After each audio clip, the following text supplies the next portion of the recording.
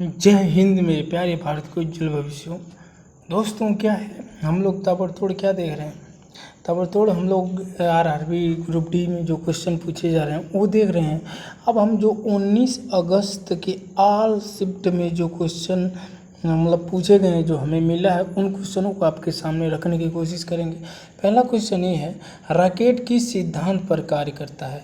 तो रॉकेट जानते हैं न्यूटन के थर्ड लॉ क्रिया प्रतिक्रिया पर काम करता है। थर्ड लॉ पर न्यूटन के थर्ड लॉ, न्यूटन के गतिविषयक मतलब न्यूटन के थर्ड लॉ पर काम करता है, क्रिया प्रतिक्रिया पर। यानी जितना स्पीड से रॉकेट ऊपर जाएगा वो प्रेशर मानेगा, जान ही रहे हैं, तो हवा से उसको फोर्स मिलता है। तो जेट सीमा संरक्षण सिद्धांत समझ लिए। आगे बढ़ते हैं, टाइम बहुत लंबा क्वेश्चन है। यूनिट ऑफ वर्क नहीं है, यानी वर्क की इकाई नहीं है, वर्क का मात्रक नहीं है, इसे बताना वर्क का मात्रक कौन नहीं है। तो देखिए यहाँ यम होता है, यस नहीं होता, यहाँ पर यस नहीं होता तो हो जाता है यस दे दिया है, यही क्या आकार का मात्रक नहीं होगा और दिया होगा, लेकिन आपको देखना है यहाँ पर यस नहीं होगा, बाकी ये हो जाएगा किग्रा मीटर सेकेंड हो जाएगा। क्यों? क्योंकि जानते हैं कार का फॉर्मूला क्या होता है, W इक्वल टू क्या होता है, W इक्वल टू होता क्या है, एफ इंटू यस होगा। तो ये क्या है, बल है, यानी ये बल का मात्रक न्यूटन हो जाएगा, इसका मीटर हो जाएगा, इसको न्यूटन इसको कह सकते हैं न्यूटन मीटर भी हो जाएगा। अच्छा, अब न्यूटन मीटर को अगर अब हम ये ऐसे डेरिवेट कर दें तो न्यूटन को लिख सकते हैं केजी और मतलब इसको केजी लिख सकते हैं, न्यूटन को केजी, और त्वरण होता है द्रव्यमान और बल और त्वरण के गुणनफल बल और त्वरण के गुणनफल को बल का मात्रक क्या होता है, फोर्स का होता है, और फोर्स का फॉर्मूला होता है एम इंटू ए। तो एम इंटू ए, तो यहाँ ए का मान रखेंगे तो क्या हो जाएगा, एम का मान किग्रा हो जाए, ए का मात्रक मीटर पर सेकंड स्क्वायर हो जाए, तो मीटर पर सेकंड स्क्वायर करेंगे, पर सेकंड स्क्वायर होता है तो सेकंड से सेकंड कट जाएगा इसमें, ठीक है। तो यही पर ये यस दे दिया ना, तो ये गलत होगा। अच्छा, आप आते हैं, एक ऑब्जेक्ट आता है और दीवार पर चिपक जाता है तो वह चेंज इन मोमेंट क्या होगा। अरे भाई साहब, P इक्वल टू क्या होता है, द्रव्यमान और वेग के गुणनफल को एम भी होता है, यानी एक द्रव्यमान की वस्तु भी वेग से आती है, और जब दोनों टकराएगी मतलब किसी टक्कर मारेगी, दो वस्तु आपस में टकराती है तो वहाँ मोमेंटम होता है। मान लीजिए एक वस्तु ये है, एक वस्तु ये है, एक वस्तु ये है, मान लीजिए एक वस्तु ये है, इसको कर लो, एक वस्तु ये है, एक वस्तु ये है। अब ये दोनों मान लीजिए V1 से आ रही है, ये V2 से आ रही है, तो दोनों जब टक्कर करेगा तो वहाँ पर मोमेंटम होगा, चेंज इन मोमेंटम होगा। लेकिन यहाँ एक दीवार है, वो मोशन कर ही नहीं रही, एकदम स्थिर दीवार है। और कोई ऑब्जेक्ट आ रहा है, तो मान लीजिए किसी ऑब्जेक्ट से एम द्रव्यमान का कोई ऑब्जेक्ट आ रहा है और इस पर मतलब वेग से भी आ रहा होगा, लेकिन टकराने के बाद क्या होगा, ये तो मोमेंट हिलेगा नहीं इधर उधर, एकदम स्थिर है। तो ये टकराने के बाद इसका वेग जीरो हो जाएगा, तो एम इंटू ई, देखो एम इंटू जीरो करोगे तो जीरो हो जाएगा, यानी जीरो का परिवर्तन नहीं होगा, ठीक है। तो इसका आंसर है जीरो। अच्छा, प्रकाश सीमा क्या है, प्रकाश की सीमा जो मतलब विजुअल है, जो मनुष्य की आंखें देख सकती है, ये देखिए 380 दिया है, ऑप्शन में रहा होगा इतना ही, लेकिन देखिए ये 380 से 780 दिया है, लेकिन एक्चुअल में एनसीईआरटी दिया है 400 एनएम से, देखिए 400 एनएम से 700 एनएम होता है, 700 एनएम, ठीक ना, इतना होता है इसकी सीमा। तो अच्छा, अब आई इलेक्ट्रॉन वोल्ट वैल्यू क्या है, इलेक्ट्रॉन वोल्ट वैल्यू पूछ लिया है क्या है। तो ये देखिए क्या होता है, ये होता है 1.602 इंटू 10 टू दी पावर क्या होता है, 10 टू दी पावर -19 जूल होता है, ठीक ना। तो ये देख सकते हैं, ये इंटू का साइन है यहाँ पर, ठीक है, ये इंटू होगा। अच्छा, अब दूसरा क्या है, वेव लेंथ दिया, wave length visual spectrum 400 nm से 400 nm, ये देखिए 400 NM दिया है, फिर 700 NM, तो इतना होता ही है, ये मिस कैलकुलेट हो गया है। इतना नहीं, ये एंगस्ट्राम में अगर वैल्यू पूछ रहा है, हाँ नहीं ठीक है। अगर इसका 400 NM मतलब 400 NM और 700 NM को एंगस्ट्राम वैल्यू इतना होगी, वही ये 4000 हो जाएगा, 40,000 से 7,000 तक, ठीक है। अच्छा, अब आगे आते हैं। Velocity of image with reference to the mirror, यानी क्या होता है, किसी प्रतिबिंब का मिरर के संदर्भ में इस मतलब उसका वेग क्या होगा, स्पीड क्या होगा, मतलब इसकी किस इमेज यानी प्रतिबिंब का किसी मिरर के संदर्भ में उसकी वेलोसिटी दिया है, वेलोसिटी क्या होगी, तो 4 मीटर पर सेकेंड होगी। अच्छा, अब ये दिया है NPN में, या में है, मैं नहीं है, में है, NPN में सबसे ज़्यादा डोपिंग होती है, तो 25x मीटर का होता है। अब ये क्या होगा, NPN क्या होता है, एक ट्रांजिस्टर होता है भैया, हार्डवेयर की तरह होता है, और ये क्या होता है, एक रजिस्टर होता है, ये हार्डवेयर से रिलेटेड एक होता है, ये मतलब ये क्या है, बिजली के काम में ही यूज लिया जाता है। अच्छा, अब आते हैं, पृथ्वी अपने अक्ष पर कितनी डिग्री मतलब पृथ्वी अपने अक्ष पर कितनी डिग्री होती है, अरे भाई, पृथ्वी अपने अक्ष पर कितनी डिग्री झुकी हुई है, तो 23.5 अंश होगी, 23.5 अंश। अच्छा देखिए, 23.5 अंश क्या है, पृथ्वी अपने अक्ष पर झुकी हुई है, 23.5 अंश। अच्छा, अब आते हैं ICC वर्ल्ड कप 2023 का आयोजन कहाँ होगा, तो ये भारत में होगा, 23 में भारत में ICC वर्ल्ड कप होगा। अच्छा, अब आइए, जगन्नाथन मंदिर कहाँ है, जगन्नाथन मंदिर भाई साहब पुरी में है, उड़ीसा, पुरी। अच्छा, अंतर्राष्ट्रीय महिला दिवस कब मनाया जाता है, 8 मार्च को, जानते हैं आप। अच्छा, जल मतलब शुद्ध जल का pH मान क्या होगा, 7 होगा। अब देखिए, इसमें लार का पूछ सकता है, जल का पूछा है तो ब्लड का पूछ सकता है, तो ये सब याद रखिए। देखिए, शुद्ध जल का pH मान 7 होता है, ब्लड का 7 होता है, लार का 7 होता है pH मान, तो ये सारा pH मान याद कर लीजिए। यहाँ से क्वेश्चन आ रहे हैं तो हर एक शिफ्ट में मतलब किसी न किसी pH मान से पूछ सकता है। इंडोनेशिया की राजधानी क्या है, देखिए इंडोनेशिया की राजधानी अभी हाल ही में चेंज करने की उसकी सांसद ने पास कर दिया है। देखिए, इंडोनेशिया के जकार्ता 1949 में इंडोनेशिया की राजधानी बनी थी, लेकिन अभी क्या हो रहा है, नूरसंतारा इसकी राजधानी क्या है, चेंज करने की बात की जा रही है।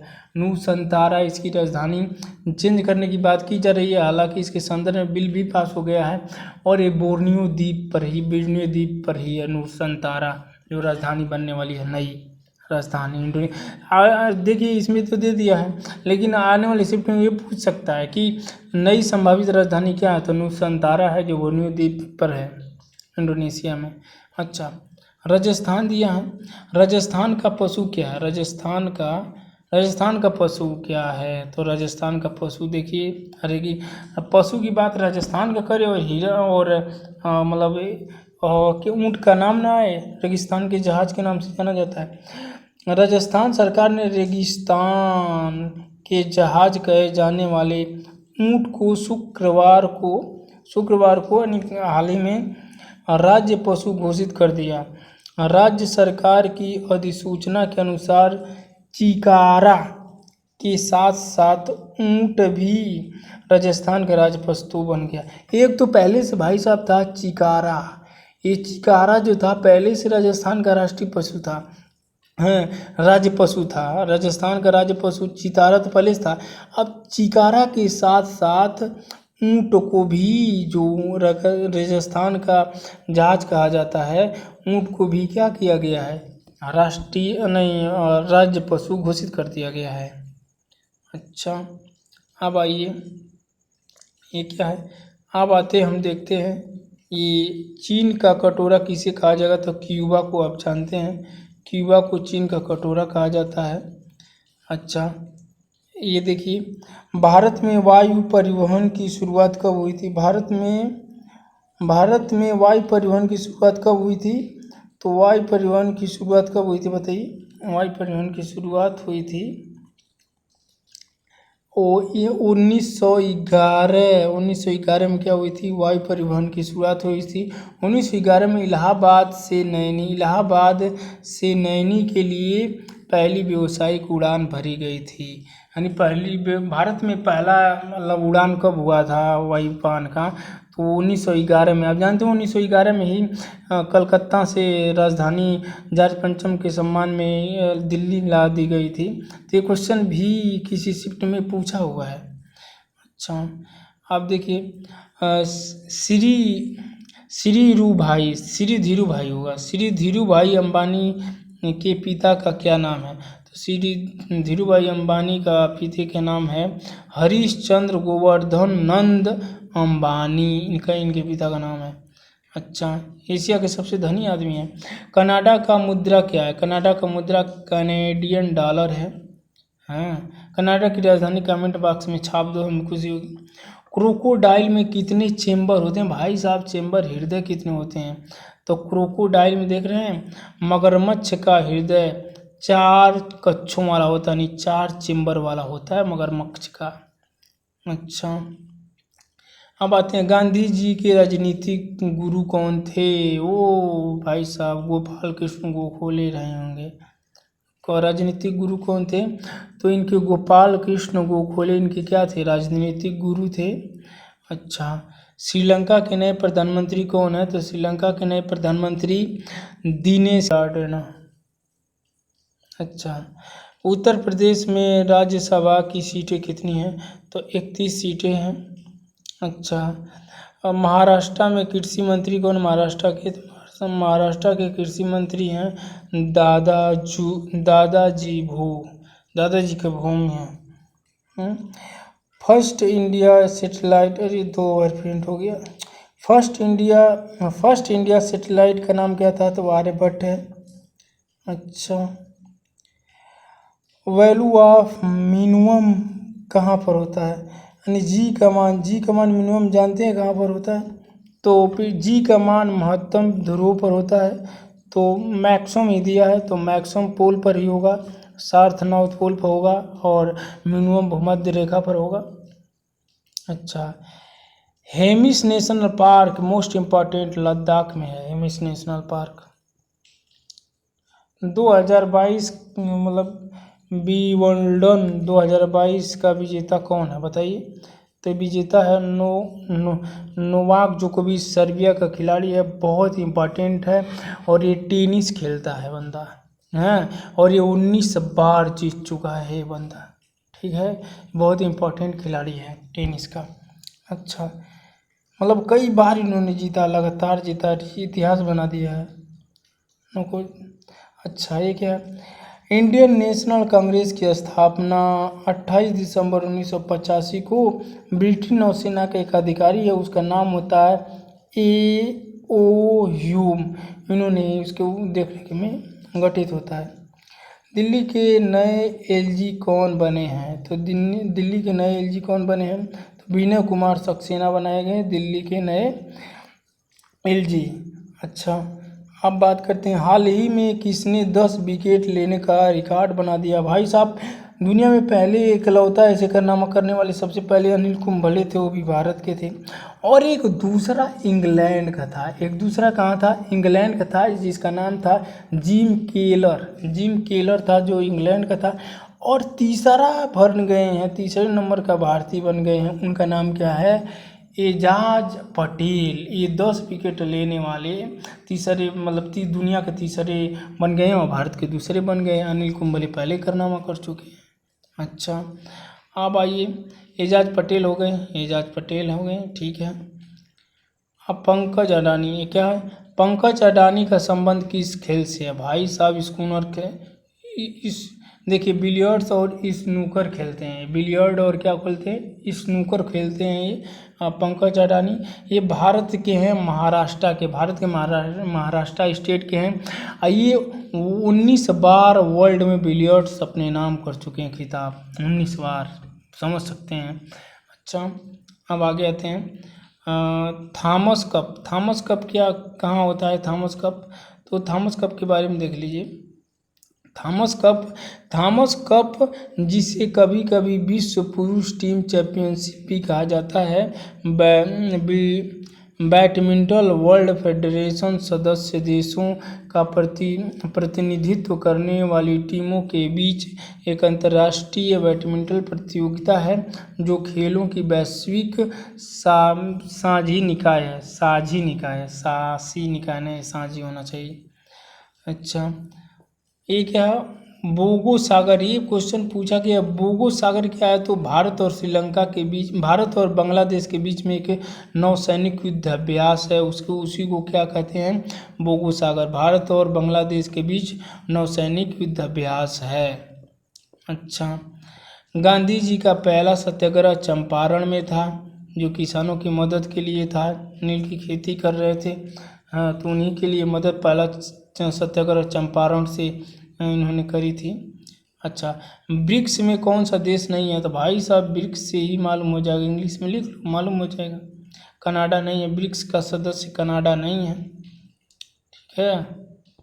अच्छा, ब्रिक्स कंट्रीज, अब ब्रिक्स कंट्री कौन कौन है? दोनों क्वेश्चन टपक गया था किसी न किसी एक में। मान लो कौन सा ब्रिक्स सदस्य नहीं पूछ लिया, इसमें ये पूछ लिया ब्रिक्स कंट्री कौन है, ऑप्शन में दे दिया होगा। तो देखिए यहाँ देख लिए, बी से ब्राज़ील हो जाएगा, बी से ब्राज़ील हो जाएगा, आर से रसिया, ई से आई से इंडिया, सी से चाइना और एस से साउथ अफ्रीका। और इसमें ईरान और एक देश की बात सम्मिलित करने के लिए की जा रही है। इसमें किस देश, दो देश को शामिल करने की बात की जा रही है। ईरान और अर्जेंटीना को ब्रिक्स का सदस्य बनाए जाने की बात करी जा रही है। और कौन कौन देश इसमें है तो बता दिया मैंने। अच्छा, लिंगराज मंदिर कहाँ पर है? भाई साहब लिंगराज मंदिर देखिए कहाँ पर है, आपके सामने रहा, पढ़ सकते हैं, मैं ऐसे बता दूँ। लिंगराज मंदिर भारत के उड़ीसा प्रांत की राजधानी भुवनेश्वर में स्थित है। भुवनेश्वर में क्या है? भुवनेश्वर में स्थित है। भाई साहब चल नहीं रहा, भुवनेश्वर में स्थित है, ठीक ना। अच्छा, भुवनेश्वर का मुख्य मंदिर है, इसके नगर प्राचीनतम मंदिरों में से एक है, इस नगर के प्राचीनतम मंदिरों में से एक है, ये पढ़ सकते हैं। 14 वर्ष से भी अधिक पुराना है, समझ रहे हैं, 14,400 वर्ष से भी पुराना है। अच्छा, टोक्यो ओलंपिक आ गया। टोक्यो ओलंपिक से भाई साहब पढ़ के जाना, टोक्यो ओलंपिक से यहाँ से क्वेश्चन कोई ना कोई एक टपक रहा है किसी शिफ्ट में आपको देखने को। टोक्यो ओलंपिक, अभी कॉमनवेल्थ गेम्स भी पूछे जा रहे हैं क्वेश्चन। अभी देखिए आने वाले जो 21-22 के सेशन है उसको भी मैं बताऊंगा। हैं, टोक्यो ओलंपिक 2020 में वेट लिफ्टिंग में सिल्वर मेडल किसने जीता? तो मीराबाई चानू ने जीता था। क्या? वेट लिफ्टिंग में। तो टोक्यो ओलंपिक से पढ़ सकते हैं, टोक्यो ओलंपिक में भारत की स्थान कहाँ थी? 48वें नंबर पर था। टोक्यो ओलंपिक में भारत का स्थान 48वें नंबर पर था। पहले पर कौन था? तो पहले पर USA था। और दूसरे पर कौन था? तो दूसरे पर चाइना था। और तीसरे स्थान पर कौन था? जापान था। तीसरे पर जापान था।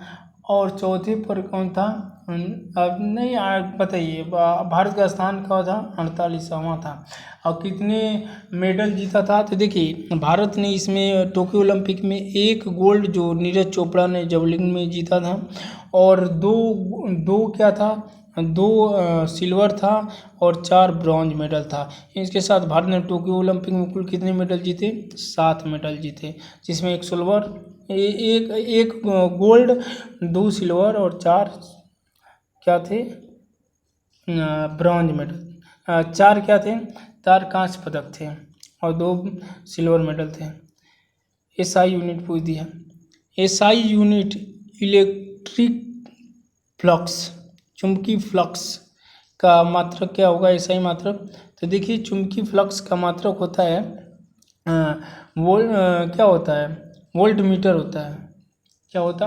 चुंबकीय फ्लक्स का मात्रक वोल्ट मीटर होता है। इसे VM से भी दर्शाया जाता है, और इसे अगर डेरिवेट करेंगे तो न्यूटन मीटर स्क्वायर प्रति कूलाम भी इसका क्या होता है? इसका यूनिट होता है SI। अच्छा, अब आते हैं कनाडा के प्राइम मिनिस्टर कौन है? कनाडा के prime minister Justin Trudeau Canada के प्राइम मिनिस्टर हैं। चीज़ें डिटेल अब पढ़िएगा, हम आगे चल रहे हैं। भारत का सबसे नया नेशनल पार्क कौन है? भाई साहब 1 नंबर क्वेश्चन है। भारत का सबसे नवीनतम राष्ट्रीय उद्यान देहिंग पटकाई राष्ट्रीय उद्यान है। भाई साहब देहिंग पटकाई राष्ट्रीय उद्यान कहाँ पर है? ये असम में है। अच्छा, ये पूछा गया क्वेश्चन है सारा। अच्छा, फादर ऑफ मॉडर्न कंप्यूटर कौन है? Alan Turing father of computer के पिता है। वैसे कंप्यूटर के पिता बोले चार्ल्स बेबेज है, लेकिन मॉडर्न पूछ आधुनिक कंप्यूटर के पिता तो एलन ट्यूरिंग है। Alan Turing. अच्छा, अब आइए, VOIP का फुल फॉर्म पूछा है। एक आध फुल फॉर्म भी पूछ रहा है किसी शिफ्ट में। तो वॉइस ओवर इंटरनेट प्रोटोकॉल जैसे पूछ सकता है। आने वाली इसमें HTTP का फुल फॉर्म तो हाइपर टेक्स्ट ट्रांसफ़र प्रोटोकॉल होता है, याद रखिएगा। हाँ, जो इस तरह देखिए, जिस तरह प्रोटोकॉल से रिलेटेड है ना, उनको आप पढ़ के जाइएगा। HTTPS पूछ दिया, HTML पढ़ के जाइए, ये सारे पढ़ के जाइए, हो सकता है यहाँ से क्वेश्चन फंस जाए। अब देखिए गैस में ध्वनि किस वेव के रूप में आती है? भाई साहब गैस में तो क्या होगा? गैस में लॉन्गिट्यूडिशनल वेव होता है, ठीक है। अब ये वेव क्या होता है? ये वेव इसमें संपीड़न और विलंब होता है। जैसे मान लो कोई स्प्रिंग है ना, तो स्प्रिंग में भी जो होता है वो भी क्या होता है? वही होता है। यहाँ पर इसी को हिंदी में क्या कहेंगे? तो इसको हिंदी में आप कह सकते हैं, इसको हिंदी में कह अनुदैर्ध्य तरंगे होती हैं। और ये क्या होती है? जैसे स्प्रिंग में हो गई, ये ठोस द्रव गैस तीनों में हो सकती हैं। अनुदैर्ध्य तरंगे किस में होती है? ठोस द्रव गैस तीनों में हो सकती है अनुदैर्ध्य तरंगे। तो इसी को इंग्लिश में लॉन्गिट्यूडिशनल वेव कहते हैं, और स्प्रिंग में भी होता है। तो यही ध्वनि में मतलब ठोस द्रव गैस सब में हो सकता है, ध्वनि में यही होता है। इसको संपीड़न विलयन किया जा सकता है। जैसे मान लो स्प्रिंग दूर है, खींच को विलयन कर लेंगे।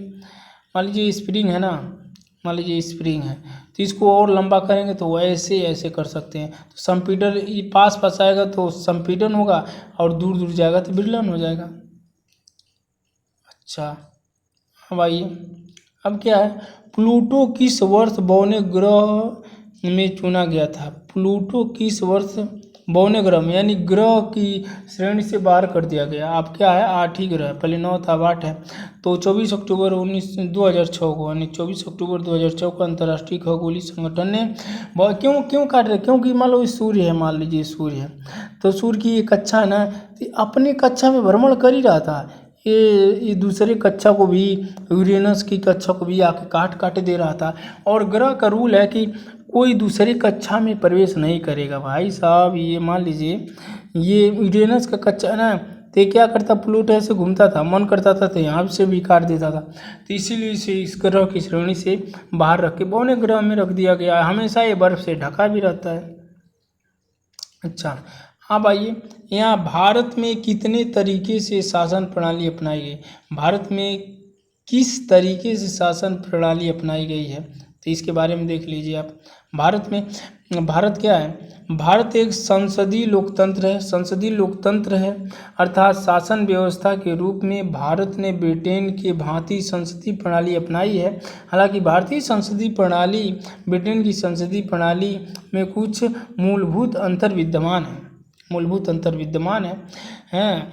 संसदीय प्रणाली कार्यात्मक विधायिका में भाग का होती है, मतलब संसदीय प्रणाली कार्यपालिका विधायिका का भाग होती है, ठीक। अच्छा, अब आते हैं, ब्रह्म समाज की स्थापना किसने करी थी? तो भाई साहब ब्रह्म समाज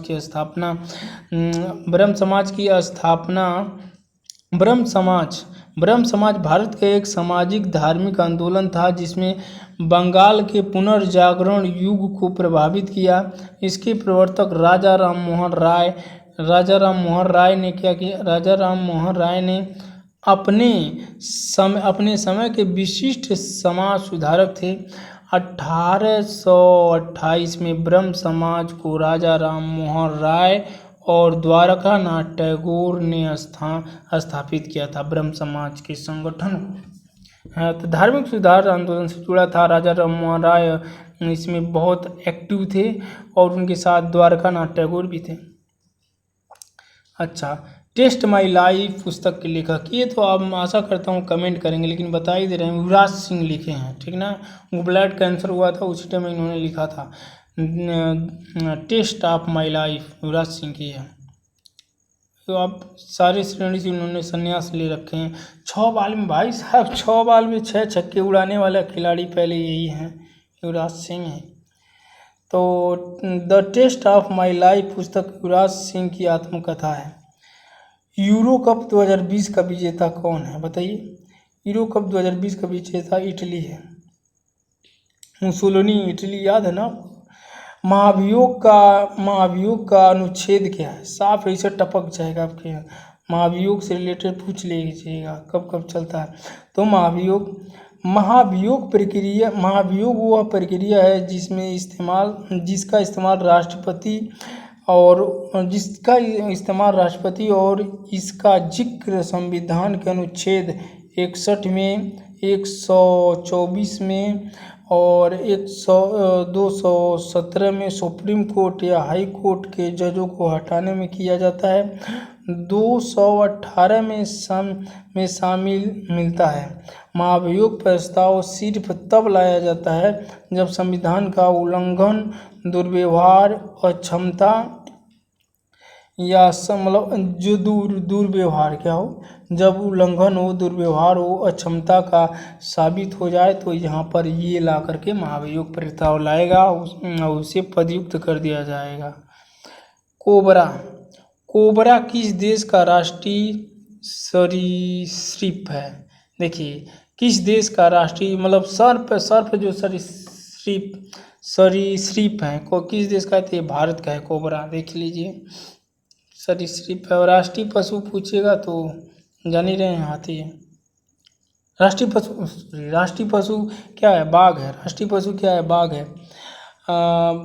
भारत का राष्ट्रीय सरीसृप जो जिसकी 18.5 से 18.8 फीट इसकी लंबाई होती है। मीटर में देखें तो 5.6 से लेकर 5.7 मीटर इसकी लंबाई होती है। किंग कोबरा भारत का राष्ट्रीय सरीसृप है। अच्छा, अब आ जाइए, केपलर का थर्ड लॉ क्या कहता है।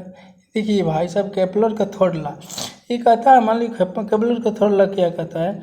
मान लीजिए ये एक है अपने दीर्घवृत्ताकार पथ है, यहाँ सूर्य है, मान लीजिए यहाँ सूर्य है, तो सूर्य का कोई मान लीजिए सूर्य है, तो सूर्य का कोई चक्कर लगा रहा है, मान लीजिए पृथ्वी है यहाँ चक्कर लगा रही है, तो जो मान लीजिए यहाँ चक्कर लगाते लगाते यहाँ आ गई, तो यहाँ जो चक्कर लगाई इसके बीच की दूरी मान लीजिए r है, और ये जो चक्कर लगा रही है ना ये पृथ्वी, ठीक है ना, तो ये इस एक यहाँ से लेकर देखिए, यहाँ से मान लीजिए पृथ्वी है, फिर इसको कर लें, ये मान लीजिए पृथ्वी है, तो यहाँ से लेकर के भाई साहब यहाँ तक आने में इसको टाइम t लगा मान लो, ठीक है ना, और इसकी ये सूर्य से इसके बीच की दूरी r है।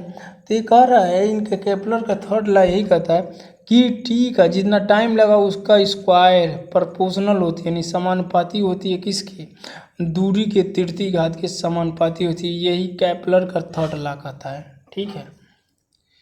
तो यही कहता है, ये इसमें कहा गया है, पढ़ सकते हैं डिटेल में। अब आगे आते हैं, what happened in the grey zone. What happened in grey zone भाई साहब between the solid and liquid, इसके बीच ग्रे जोन क्या होता है। तो देखिए, ठोस और तरल है, मान लीजिए एक ठोस पदार्थ है एक तरल पदार्थ है, इनके बीच में क्या होगा, इनकी और इनके बीच में क्या होगा, इनके बीच में संक्रमण के जोन को पार करना होता है। यानी संक्रमण का वो जोन जो ठोस से मतलब ठोस से तरल में, तरल से ठोस में जो संक्रमण के सीमा को क्या करता है, संक्रमण जोन को पार करना चाहता है। तो इसमें क्या होता है, संक्रमण जोन को पार करने के लिए इस पदार्थ के जो अणु होते हैं, तो अणुओं के बीच में जो परमाणु होते हैं, परमाणु किससे बना होता है। मान लीजिए एक अणु है, तो अणु में बहुत सारे परमाणु होंगे। जैसे मान लीजिए जल का फार्मूला क्या है, जल का फार्मूला आप पढ़े होंगे H2O। तभी एक अणु हो गया। अणु में कितने परमाणु होंगे, 2 हाइड्रोजन खो गए और 1 ऑक्सीजन खो गए। तो इन अणुओं के बीच में एक क्या होगा, एक अंतर आणविक बल काम करेगा। इसी अंतर आणविक बल का वह सीमा मतलब वह संक्रमण जोन जिन दोनों को पार कर जाता है, उसी को क्या कहते हैं, उसी को ये कर रहा है ग्रे जोन। वही क्या होता है, ग्रे जोन होता है। अच्छा, 2022 का फीफा वर्ल्ड कप कहाँ होगा, तो 2022 का फीफा वर्ल्ड कप कहाँ होगा, 2022 का फीफा वर्ल्ड कप कहाँ पर होगा, तो ये कतर में होगा। ठीक है ना, कतर में होगा। अच्छा, योजना आयोग के पहले अध्यक्ष कौन थे, तो योजना आयोग के पहले अध्यक्ष कौन थे। स्वतंत्रता के बाद भारत ने योजना आयोग का एक औपचारिक मॉडल अपनाया। इसके तहत योजना आयोग सीधे भारत के प्रधानमंत्री को रिपोर्ट करता है। इसका गठन 15 मार्च 1950 को किया गया। अब योजना आयोग को क्या कर दिया गया, योजना आयोग को नीति आयोग कर दिया गया। इसके हेड प्रधानमंत्री होंगे। अच्छा, सांबर झील कहाँ, राजस्थान में। सांबर झील बनाने वाला सांबर झील कहाँ, राजस्थान में पढ़ सकते हैं। सांबर झील राजस्थान में है। अच्छा, अब आते हैं, ये सारे क्वेश्चन पूछे गए हैं 19 अगस्त के तीनों शिफ्ट के क्वेश्चन है, इसमें पूछे गए हैं सारे क्वेश्चन। जीएसटी डे कब मनाया जाता है, जीएसटी डे कब मनाया जाता है और कब लागू हुआ, पहली बार लागू कब हुआ। जीएसटी डे कब मनाया जाता है, कहाँ लागू हुआ पहली बार, तो जीएसटी डे देखिए 1 जुलाई को मनाया जाएगा। वस्तु एवं सेवा कर, जीएसटी क्या है, जीएसटी अंग्रेजी शब्द है, गुड, इसका हिंदी क्या होगा, वस्तु एवं सेवा कर होगा। इंग्लिश में गुड एंड सर्विस टैक्स होता है। ठीक है, भारत के 1 जुलाई 2017 को लागू हुआ था जीएसटी। और जीएसटी क्या है, एक महत्वपूर्ण अप्रत्यक्ष व्यवस्थाएं हैं। इसे स्वतंत्रता के पश्चात सबसे बड़ी आर्थिक सुधार बताया। जीएसटी संबंधित विधेयक को सबसे पहले असम राज्य ने पारित किया। जीएसटी को लागू सबसे पहले किसने किया, असम ने किया था। अच्छा, अब लिखा है 1 हाउ हेट्स वुमेन, यानी जो महिलाओं से नफरत करता, उसके लिए एक शब्द में क्या बोलेंगे, तो उसके लिए एक शब्द में बोलेंगे मिसोग्रीनिस्ट बोलेंगे। और 1 वर्ड्स में बोलना होगा, तो इसमें जो महिलाओं से नफरत करता है उसे मिसोगिनिस्ट बोलेंगे। ये रीजनिंग से टाइप का सवाल आ गया था। अब यहाँ देखिए क्या दिया, वन हाउ ईस्ट एवरीथिंग, मतलब ये खाने वाली चीज़ें हैं, जो मतलब ऐसी क्या चीज़ें होती हैं जो मतलब खाने के लिए इसे सोच सकता है आदमी, तो ये क्या होगा, तो ये होगा सर्वभक्ष, मतलब सभी चीज़ें, प्रत्येक चीज़ें खाता हो, जो सभी चीज़ें खाता हो उसको सर्वभक्षक कहेंगे। इंग्लिश में क्या कहेंगे, ओमिओरवस कहेंगे, सर्वभक्षक कहेंगे इसको। अच्छा, अब यहाँ देखिए महत्वपूर्ण, यानी यह पूछा है, क्या पूछा है, बीटल यानी एंटोनिम्स पूछ दिया। बीटल का एंटोनिम्स यानी महत्वपूर्ण का विलोम शब्द क्या होगा, तो महत्वपूर्ण का विलोम शब्द महत्वहीन हो जाएगा। तो यहाँ पर क्या दिया है देखिए, इसका हो जाएगा अनइम्पॉर्टेंट, यानी महत्वहीन हो जाएगा, अनइम्पॉर्टेंट। अच्छा, भुवनेश्वर में कौन सा मंदिर है, तो भुवनेश्वर में, अब यहाँ से भुवनेश्वर में कौन सा मंदिर पूछ लिया, तो हिंदू मंदिर है, भुवनेश्वर लिंगराज मंदिर है, भुवनेश्वर है, ब्रह्मदेवरा मंदिर है, और और भुवनेश्वर श्री मंदिर है, जगन्नाथ टेम्पल है, पुरी है, ये सब तो ये उड़ीसा में है। हाँ, तो ये यही लिंगराज मंदिर पूछा। भुवनेश्वर में कौन सा मंदिर है, तो जगन्नाथ टेम्पल है, पुरी मंदिर है, समझ ही रहे हैं ये सब। अब आते हैं योजना आयोग के पहले अध्यक्ष कौन थे। तो योजना आयोग के पहले पंडित भारत के प्रथम राष्ट्रपति पंडित जवाहरलाल नेहरू थे। सांभर झील किस राज्य में है, तो राजस्थान में। रिपीटेड हो गया ये। मिस्र का वरदान किस नदी को कहा जाता है, तो मिस्र का वरदान नील नदी को कहा जाता है। नील नदी को मिस्र का वरदान कहा जाता है। और 2024 में ओलंपिक कौन से देश में कराया जाएगा। 2024 में पेरिस में होगा, फ्रांस की राजधानी पेरिस में होगा, समझ रहे। हाँ ठीक है, अब क्वेश्चन ख़त्म हो गया, तो फिर मिलते हैं अगली वीडियो में। तब तक के लिए जय हिंद।